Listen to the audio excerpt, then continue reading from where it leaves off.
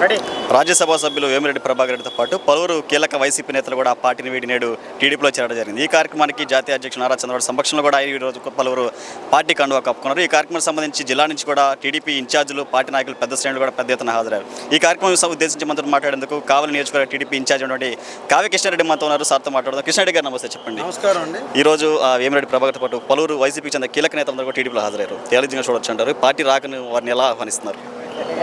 రాష్ట్రంలో చంద్రబాబు నాయుడు గారితో నడవాలని, లోకేష్ యువ నాయకత్వాన్ని బలపరచాలని ప్రజలందరూ స్వచ్ఛందంగా తెలుగుదేశం పార్టీకి ఒక నెల్లూరు జిల్లానే కాదు రాష్ట్ర వ్యాప్తంగా తండోపతండాలుగా ఈరోజు ప్రజలు స్వచ్ఛందంగా వస్తున్నారు. అటువంటి తరుణంలో ఒక సౌమ్యుడు, ఉదార స్వభావం కలిగిన వ్యక్తి, దానశీలి కలిగినటువంటి వేమిరెడ్డి ప్రభాకర్ రెడ్డి కూడా ఈ రోజున చంద్రబాబు నాయకత్వాన్ని బలపరిచే నిమిత్తం ఆయన తెలుగుదేశంలో రావటం మేమందరం కూడా స్వాగతిస్తున్నాం.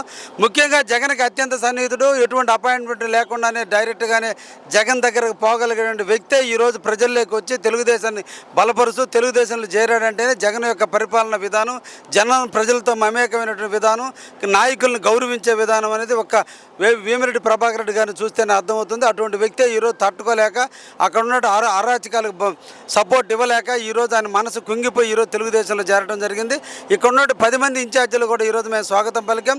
ఇక్కడ ఉన్నటువంటి తెలుగుదేశం కుటుంబం అంతా కూడా ఏకతాటిపైన వేమిరెడ్డి ప్రభాకర్ రెడ్డి గారిని స్వాగతించడం, ఆయన ఈరోజు తెలుగుదేశంలో చేరడం, మేమందరం కలిసి ఈ రాష్ట్రంలో కానీ నెల్లూరు జిల్లాలో కూడా 10కి 10 సీట్లు గెలుచుకొని చంద్రబాబు నాయుడు గారికి మేమందరం కానుకగా ఇవ్వబోతున్నాం.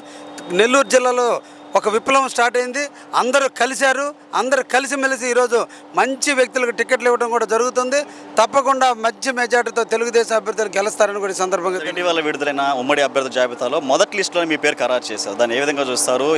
మీ నేతల, కార్యకర్తలు కూడా పెద్ద స్థాయిలో వైసీపీ నుంచి కూడా చేరికలు జరుగుతున్నాయి కావాలి నియోజకవర్గం, ఎలా చూడొచ్చు అంటే? నా టికెటే ఒక ఉదాహరణ అండి. నాకు ఎటువంటి రాజకీయ అండదండలు లేవు. నా ఫ్యామిలీ కావచ్చు, నా కుటుంబీకులు కావచ్చు, నా బంధువులు కూడా రాజకీయాల్లో ఎటువంటి వ్యక్తులు లేరు.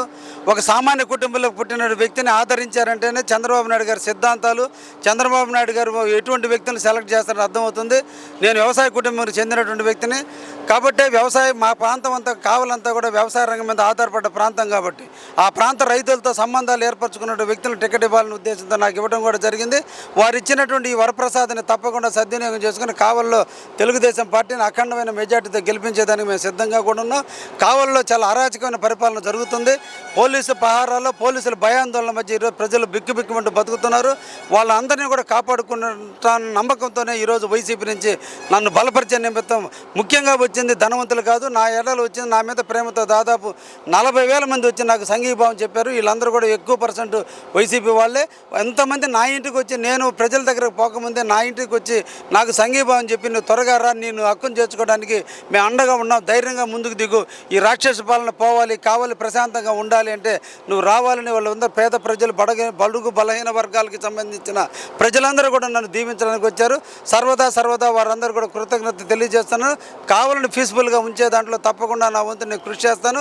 అందుకనే తప్పకుండా విజయం సాధిస్తానని కూడా ఈ సందర్భంగా తెలియజేస్తున్నాను. కావ్య కృష్ణారెడ్డి గారికి రేపు రాబోయే ఎన్నికల్లో ఎలాంటి గెలుపుకి సంబంధించి విజయ అవకాశాలు ఉన్నాయి? ఎందుకంటే ప్రత్యర్థి అభ్యర్థి రామిరెడ్డి ప్రతాప్ కుమార్ ఇప్పటికి అక్కడ పలుమార్లు అంటే 2 సార్లు ఎమ్మెల్యే గెలిచినారు.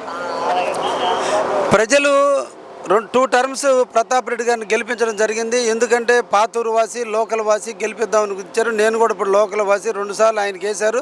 ఈ 2 సార్లులోనే ఆయన అందరినీ కూడా ముట్టిన విధానం, ఆయన ఇబ్బంది పెట్టిన విధానం, ఆయన దౌర్జన్యం చేసిన విధానం, ఆయన దుర్మార్గాలు చేసిన విధానాన్ని ప్రజలందరూ కూడా ఈరోజు తిరస్కరిస్తున్నారు. ఆ తిరస్కరించినటువంటి వ్యక్తులందరూ కూడా నాకు సంఘీభావం చెప్తున్నారు. కాబట్టి ప్రజలు నన్ను ఆహ్వానిస్తున్నారు, ఆదరిస్తున్నారు. వారి ఆదరణాభిమానాల మధ్య రేపు జరిగే ఎన్నికల్లో తప్పకుండా అత్యధికమైన మెజార్టీతో విజయం సాధిస్తాను.